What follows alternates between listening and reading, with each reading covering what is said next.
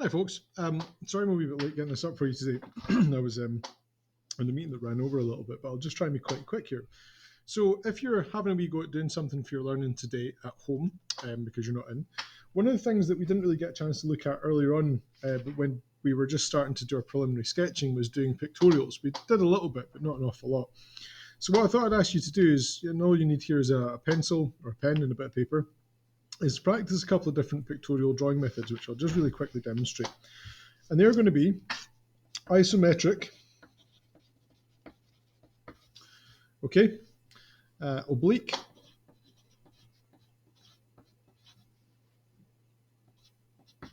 and we'll do perspective as well, if I remember how to spell perspective. Not very good at writing and talking simultaneously, so there we go.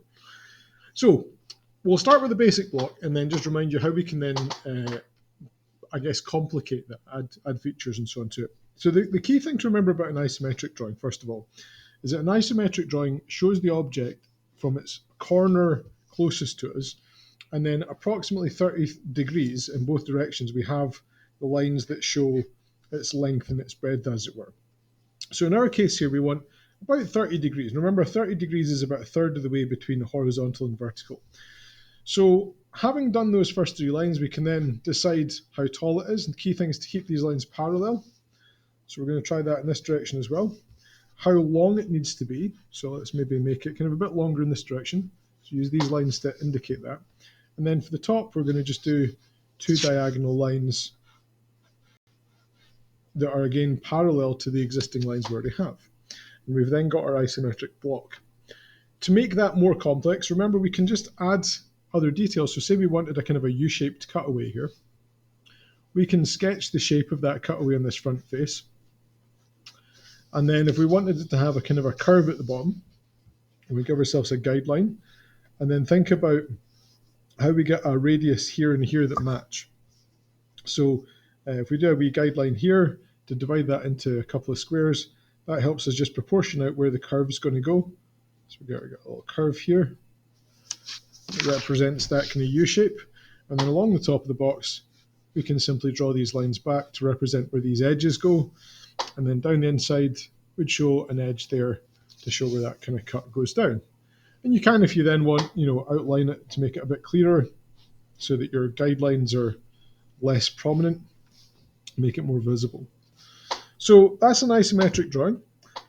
You can round off the corners again, draw a little square to kind of add in the extents of your radius, draw your curve, and then if you project where the extents of that radius are to the other side, you can then complete the radius there as well.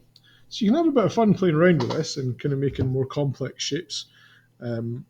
Now, I'm going to move on to quickly show you another technique, which is called oblique drawing.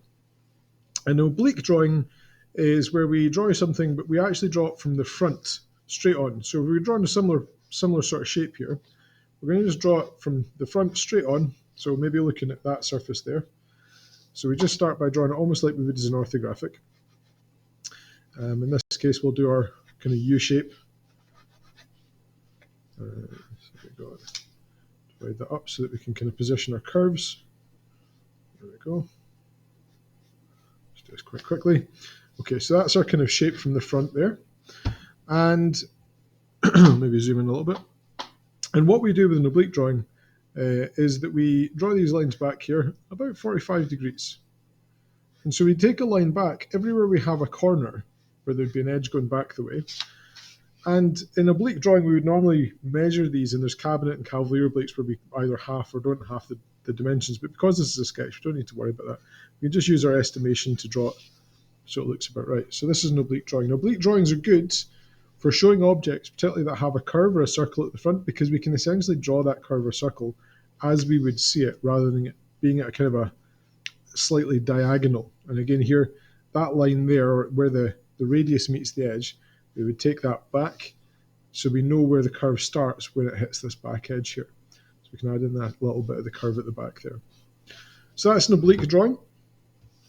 And again, we can apply a lot of the same principles. So if we're trying to round off corners or add other cuts, we just do the same thing. We draw the the guidelines to show, say we wanted to cut down here, do our vertical lines or horizontal line, think about where that goes across the top, add in the edges to show where it's cut. So, same principles, different type of drawing, but same principles. And finally, we have perspective drawing. So perspective drawing, 1 point, we'll just clarify that. We'll not look at 2 point because we'll keep it simple today. A 1 point perspective drawing relies on us having a vanishing point. And that is the point all the lines go back to. And it's a bit like an oblique drawing in the sense that you would start by drawing the object from the front. So we'll essentially start in exactly the same way as we did with our oblique. Just got like a view from the front here. And we'll sketch our kind of U-shape in here. I'll just do this by hand quickly so it's not making this video unnecessarily long. Okay.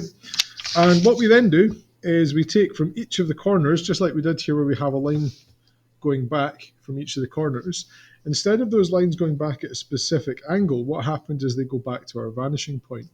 And the placement of the vanishing point will change what angle it looks like we're seeing this from. So if I place my vanishing point up to the above to the right, it looks like I am looking at it from above and to the right. If I put it over to the left, it would make it look like we're looking at it from above and the left, and below likewise. So we can just take our lines back here. So we'll start with this corner one. So we just do guidelines here that go right back to the vanishing point, using, remember those techniques we learned to draw straight lines. We'll take those guidelines back there. And the perspective drawing allows us to show things looking a bit more realistic because they have a sense of depth. We get this perspective effect where things look like they get smaller as they get further away from us in real life. And so this line and this line should be parallel. This line and this line should be parallel. This line and this line should be parallel. The only ones that converge or change their angle are these ones that go back towards the vanishing point. And again, if we want to find where the curve ends here, we can do a wee sketch to find where it starts and ends there. Okay, so that is a really quick summary on some pictorial sketching techniques, which are really useful for graphic communication because we do pictorial sketching as part of the S4 Graph Comm course. It's one of the things that can come up in the assignment. And so knowing how to do isometric, oblique, or perspective pictorial sketches is a really useful technique we use right all the way up to advanced higher. So you don't have to draw what I've drawn. You can draw something else. You could even draw or have a go at drawing your wheeled toy from memory because you'll probably not have your sheet at home. And be interested if you have we go at that home. Bring it in. I suspect there'll be some of you that don't bother to do anything from home, but if you did, I'd like to give you some credit for that. So if you've watched the video on how do we go at this, bring your sheet that you did in and I will give you an excellence merit. Okay. Folks, hope you're having a good day otherwise.